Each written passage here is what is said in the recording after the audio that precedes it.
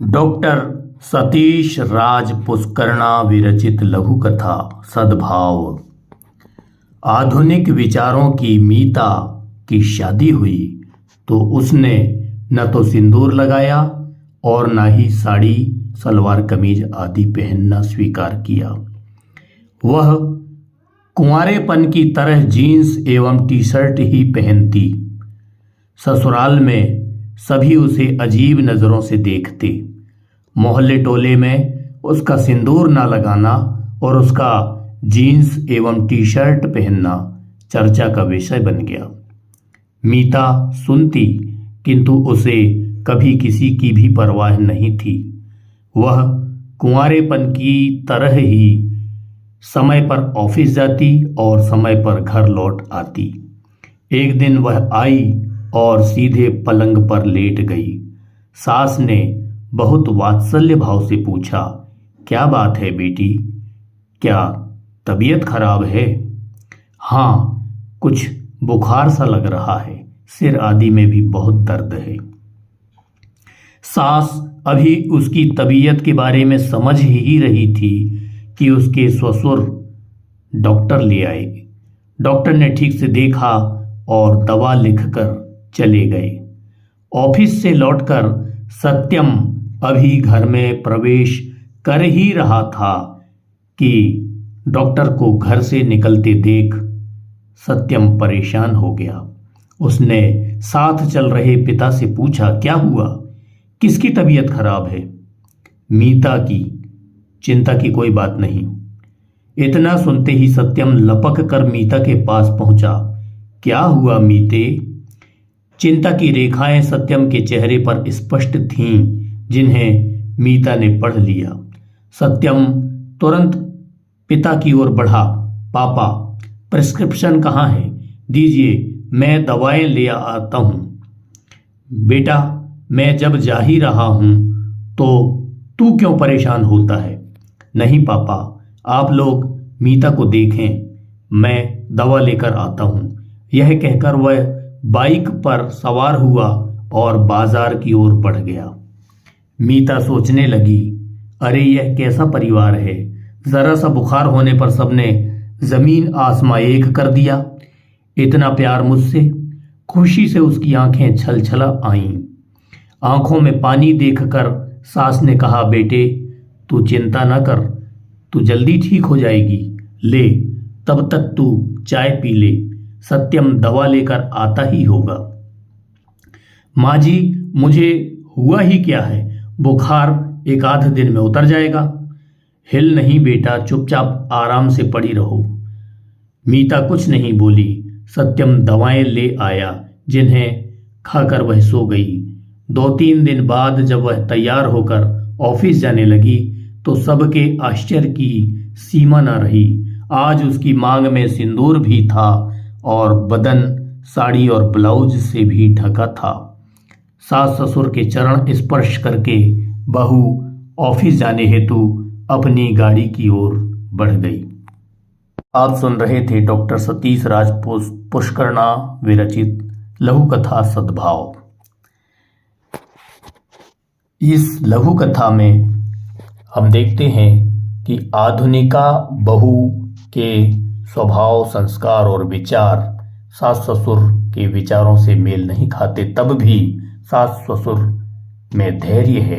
उन्हें विश्वास है कि एक दिन इसके विचारों और संस्कारों में परिवर्तन आएगा। जनरेशन गैप की बात हो चाहे आधुनिकता की, पाश्चात्य संस्कृति हर जगह हावी होती दिखाई पड़ती है। आधुनिकता को लेकर लोगों की अपनी अपनी समझ है, जिस पर वह अमल करते हैं। समय बदलता है, काल बदलता है, तभी प्रगति संभव होती है। प्रगतिशील होना यह एक स्वाभाविक गुण है। आधुनिकता को लेकर हर इंसान की अपनी सोच और अपना विवेक होता है।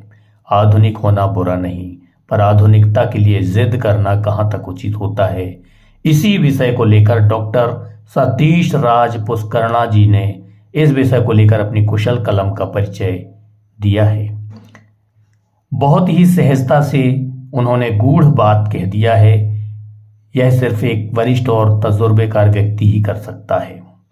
सद्भाव एक ऐसी ही आधुनिक लड़की पर आधारित लघु कथा है।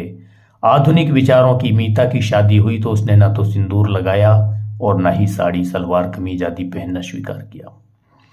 वह कुंवारेपन की तरह जीन्स टी शर्ट पहनती। इससे साफ झलक रहा है कि मीता से ससुराल वालों ने साड़ी पहनने को कहा होगा, पर उसने उनकी बातों को नजरअंदाज कर दिया होगा। मीता ऑफिस जाती है, परिवार में किसी को कोई परेशानी नहीं हो रही। उसकी नौकरी करने के निर्णय से परिवार की सोच आधुनिक प्रतीत हो रही है, विकासशील सोच प्रतीत हो रही है। एक दिन वह आई और अचानक सीधे पलंग पर लेट गई। सास ने बहुत वात्सल्य भाव से पूछा, क्या बात है बेटे, क्या तबीयत खराब है? मीता अपने ससुराल वालों की बातों को नहीं मानती थी, पर उसकी सास का वात्सल्य भाव, सेवा भाव उनकी उदारता को दर्शा रहा है। सास और बहू का रिश्ता, सास और ससुर का रिश्ता, ससुर और बहू का रिश्ता ज्यादातर नकारात्मक दृष्टि से देखा जाता है, पर इस लघु कथा के माध्यम से रचनाकार ने इस रिश्ते को सकारात्मक दिखाकर एक समाज में आ रहे बदलाव को दिखाया है और आपसी रिश्तों में बढ़ रही दूरियों को करीब लाने का प्रयास किया है। लघु कथा के लिए यह कहा गया है कि विधा या तो मनोत्थान के लिए लिखी जाती है अथवा समाज उत्थान के लिए। इस लघु कथा में सास की उदारता दोनों की मकसद को पूरा करने में सफल हो रही है। दोनों ही प्रयोजन इससे पूर्ण हो रहे हैं। एक तरफ से मीता को अपने बर्ताव और सोच पर पुनः विचार करने पर उनका व्यवहार प्रेरित कर रहा है, वहीं समाज में सास बहू के रिश्ते को, नकारात्मक सोच को एक सकारात्मक दिशा की ओर ले जाने वाली है। लघु कथा समाज के लिए एक सार्थक संदेश है। हाँ, बुखार सा लग रहा है, सिर आदि में भी बहुत दर्द है। मीता को बुखार आ रहा है सुनकर उसकी सास उसको आराम करने की सलाह देती है। अपने पति से डॉक्टर को बुलाने को कहती है। मीता के ससुर जी पहले ही डॉक्टर को लेने चले जाते हैं। डॉक्टर मीता की जांच करते हैं, दवाई लिख कर देते हैं। ससुर जी बाजार जाकर दवाई लाने घर से बाहर जाने के लिए खड़े होते हैं। यहाँ एक और परंपरा टूटती नजर आती है। समाज में एक प्रचलन है, बहू और बेटी में फर्क किया जाता रहा है। इससे विपरीत यहाँ मीता अर्थात लघु कथा की नायिका के सास ससुर अपनी बहू की सेवा में लगे हुए हैं। इस बीच सत्यम, जो कि मीता का पति है, ऑफिस से घर आता है। अपने पिता से कहता है, आप दोनों मीता के पास रहिए और प्रिस्क्रिप्शन मुझे दे दीजिए, मैं लेकर दवाई आता हूँ। और वह अपनी बाइक पर बैठकर बाजार चला जाता है। पति सत्यम को अपने माता पिता के प्रति आदर और अपनी पत्नी के प्रति प्रेम, उसके कर्तव्य को निभाने में वह कहीं भी चूकता नहीं है। दवाई खाकर मीता सो जाती है। इस बीच पलंग पर लेटे हुए उसको अपनी गलती का एहसास होता है। जब वह अपने सास ससुर को अपने लिए खड़े पांव देखती है, सेवा के लिए समर्पित देखती है, उनके बड़प्पन पर वह नतमस्तक हो जाती है। सिर्फ बुखार ही तो है, इस दौरान भी यह मेरी कितनी सेवा कर रहे हैं। 2-3 दिन के बाद जब वह ठीक हो जाती है, वह साड़ी में आती है, माथे पर सिंदूर लगा लेती है। यह देख उसके घर वालों को खुशी होती है और कहते हैं ना कि सुबह का भूला अगर शाम को घर लौट आए तो उसको भूला नहीं कहते। बिल्कुल ऐसा ही तो मीता के साथ हुआ। आधुनिकता के लिए जो उसकी गलत सोच थी उस पर से काला पर्दा हट जाता है और वह अपने कर्तव्यों को और परंपराओं के बीच बैलेंस करना सीख जाती है। सद्भावना शीर्षक इस लघु कथा के लिए सार्थक सिद्ध हो रहा है, जहां प्रत्येक पात्र के मन में एक परिवार के सदस्यों के एक दूसरे के प्रति सद्भावना है, सद्भाव हैं। इस लघु कथा में संवाद रचना को सहज और सजीव बना रहे हैं। कथानक और भाषा शैली दोनों ही बहुत सुंदर और सक्षम सिद्ध हो रहे हैं। इस लघु कथा में कुछ दिनों में घटित घटनाक्रम है जो कालखंड के होने का संशय पैदा कर रही है, पर कथा की मांग के चलते इसे नजरअंदाज कर दिया जाए तो यह लघु कथा एक सार्थक और सकारात्मक संदेश देने में सफल रही है।